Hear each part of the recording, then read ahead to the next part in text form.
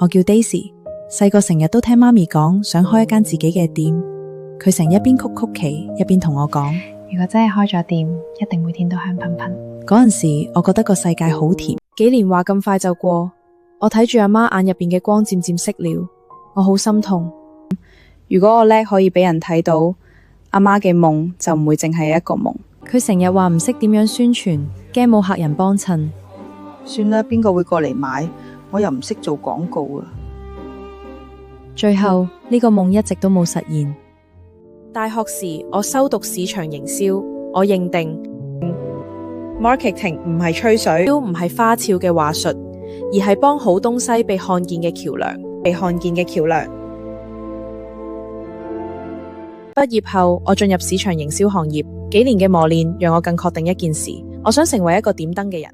我做咗幾年 marketing， 我想幫多啲似我阿嫲咁樣有熱情又唔敢開店嘅人，唔好因為唔識 marketing 而放棄夢想。阿婆，恭喜晒！妹快啲食，媽咪以後都想開間咁嘅鋪頭。每個夢想都值得被看見，都值得俾人睇到。